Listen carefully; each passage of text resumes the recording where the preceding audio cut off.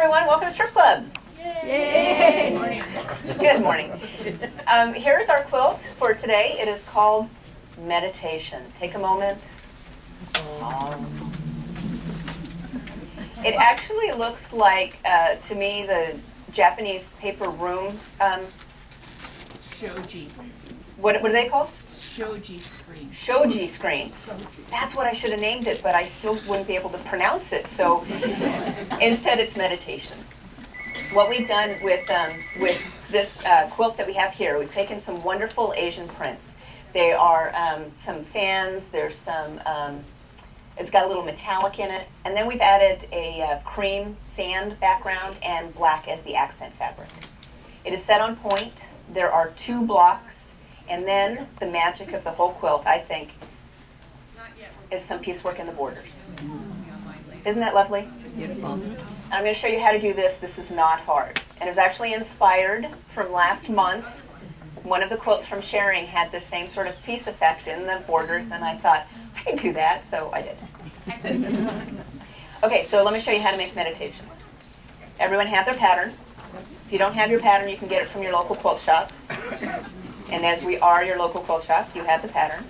1, 2, 3, 4, 5 different sizes in meditation. Left, row, twin, queen, king. So I give you all the strips, background, accent, borders, all the yardage that you need, and the directions for 5 different sizes in this pattern. Okay, 2 blocks, remember? We have a block A and a block B.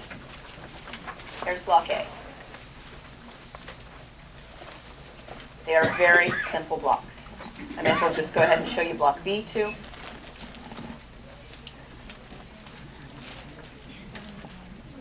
Block A and block B. They alternate. Let me show you block A and block B in the quilt. Here you have A. Do you see it? Mm-hmm. It's on point, so it's twisted. And this forms the outside pieces and the ones in between. So every other block is block A, and then here is block B. So these are the inner pieces. So there will always be more A than B. And I tell you how many of each to make in the pattern, so you don't have to calculate that. But if you wanted to know, I can tell you easily how to calculate how many block A's. No. Okay. Okay, so block A starts with the print strips from your strip set, and it doesn't have to be these colors. This is just a wonderful collection. So 2 print strips together, cut 2.5-inch segments. Now, Maureen made this quilt for us, tested it, proofed it, and helps us with a lot of our quilts. And she told us to bring this ruler up, the 2.5-inch ruler. It's 2.5 inches wide, because it's easy. All you have to do is place the, you don't have to think. You just place it on your strip set and just cut all the way down. You're always going to be cutting 2.5-inch segments for this quilt, so this is a very handy ruler to have. Just use your 2.5-inch. It's the right size, just cut. Cut some strips, segments like that, and then we'll do another one. 2 strips sewn together like that. Get out the segments. Put 2 together, and you have the 4 patch. You really don't need me for this one. I think I said that last month too. I think I said that the month before. Why do we do this? Oh, I love you too. Okay, so you make a bunch of 4 patches. And now we have to do the background and the accent to form the center of the block. It'll tell you how big to cut them. You add these pieces like this, and then add your 4 patches to the corners like this. 1 more here and here, and then you'll have block A. There's your block A. You follow?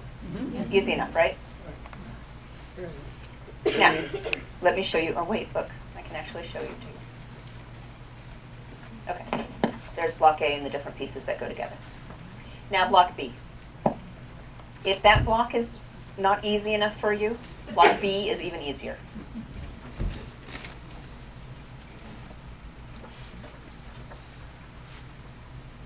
So you take your strips, sew them together, 1 piece like this, 3, 4, 4 print strips. 5? No. 4 print. 4 print strips and a background strip. 4 print and a background. So those together, and then again with your handy 2.5-inch ruler, cut out 2.5-inch segments. Now this time we do what you wanted to do last time. 5 print strips, right? Yep. Cut a bunch of those. And then finally, we again have 4 print strips and a background. Notice the placement of the background is different. It's in the center. So you cut out a handful of those, and then you put the 5 together to make block B.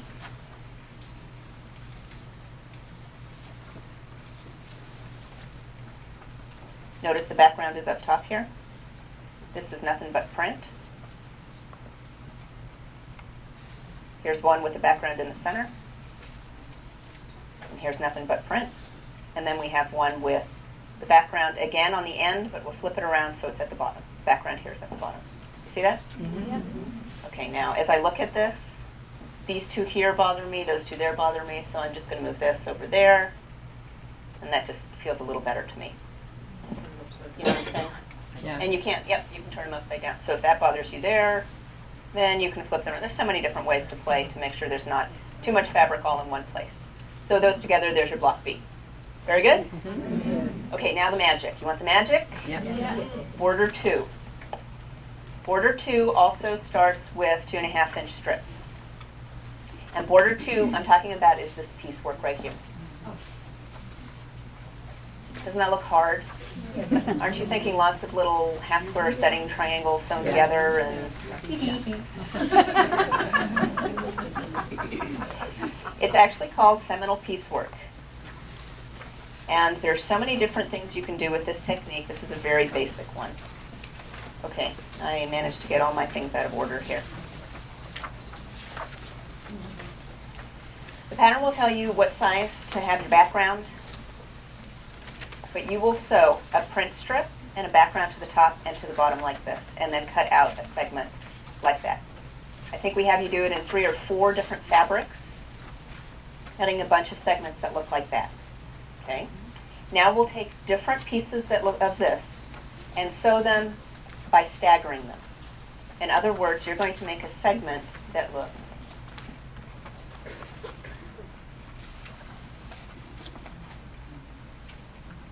like that. Oh. So here's that segment we just cut out, and here's another one. It's offset, creating that on-point look. And here's another one, again offset. So the edges are all weird, but you can see the squares create the diamonds down the center. We finish it off, we cap it on the top and the bottom with more background fabric, and we take our ruler and square up, like you cut off one edge down here, cut off the other edge as it tells you in the pattern, and then you square off the top and the bottom, and you have a rectangular piece. It's nice, isn't it? And easy, right? Yeah. Why don't we do this more? I have to be inspired by customers. So with this piece, it goes on the top of one side of the border, and then you just add border fabric for the rest of the way down.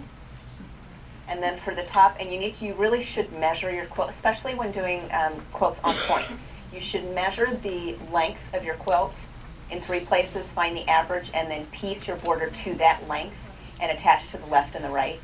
Because on point might tend to stretch, and this is the best way to keep them as square as possible. And then when we do the one that goes on the top, we'll measure the width of the quilt in 3 places and find the average. So for this one, actually, we have the Seminal piecework, and we have a square on the right to create the cornerstone. And then we add more fabric to the left to make it as wide as we need for the quilt. And you can't see it because the table hides it, but we have the same effect on the bottom left. We've got the same Seminal piecework on the left and bottom, and then the bottom. So just in the one side of each border to create the 2 corners that have this little bit of piecework. Nice, huh? Beautiful. Very nice. I like it too. So this is meditation. I love the way that the accent creates a chain effect behind the piecework. And Border 1, we use the same fabric as the accent fabric. Border 2, we use the same as the background. You don't have to, but you can. And then border 3 was actually the start of all of the fabrics because we love this fan print, and we pulled fabrics from that to make it all work. Interesting, we originally pulled some greens in, and it was a very nice collection, but looked a little Christmassy. So we pulled out the green and kept it in this red and tan and gold and black look. Do you like it? Yeah, it's beautiful. Can you imagine it in a different colorway? Oh, do you have one? I thought you were going to say yes, and I would stand here and say, great. Let's do that now. But you know us too well. Lonnie, will you help me? This is a completely different color combination. Same pattern, not small, so I shall help fold. Can't go too high if I'm help folding. There, I'll step back a little bit. So here we have the beautiful Delft blues. Again, it's got a touch of metallic in it. Must be our metallic month. And we use a nice deep blue as that accent fabric. Same pattern, totally different look, isn't it? Do you like it? Yeah.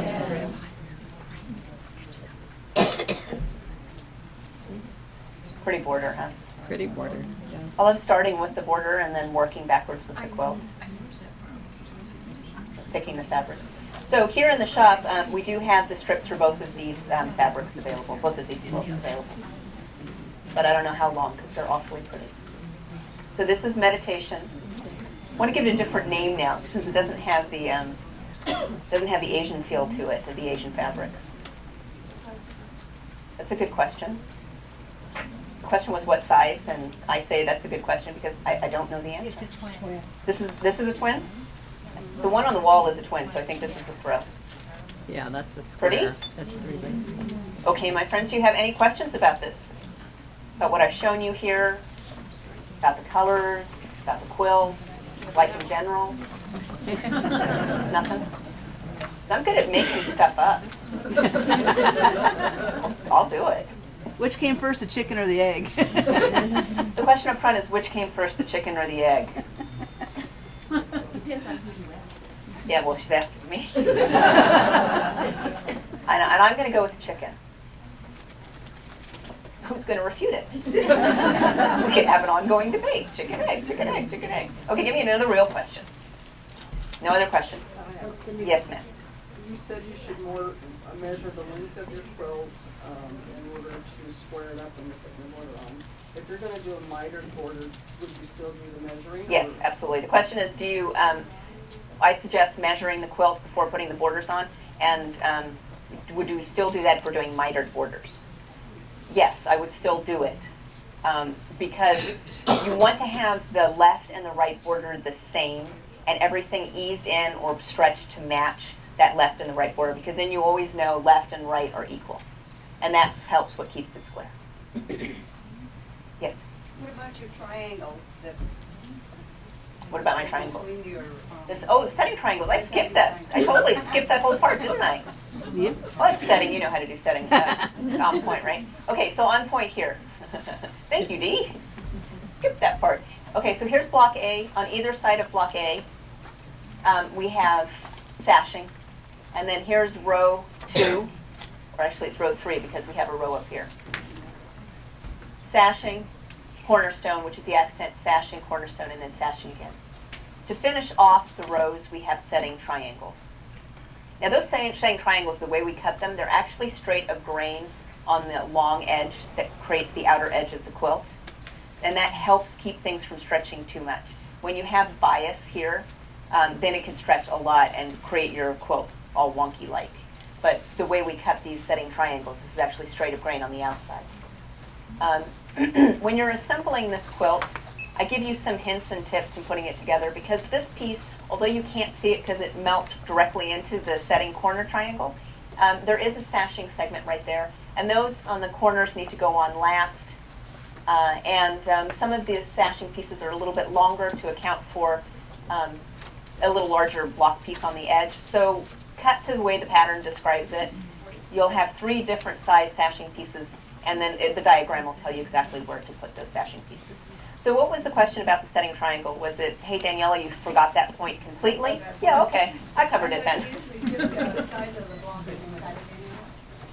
The sides of the block? Well, this setting triangle starts with a square. And then I think we cut it twice. Yes, we cut it twice, and that gives straight of grain on the outside. Good, so on point. Sorry, skipped that part completely. That's all right. You're with me, right? Yes. Thank you. Any more questions? Anything else I forgot?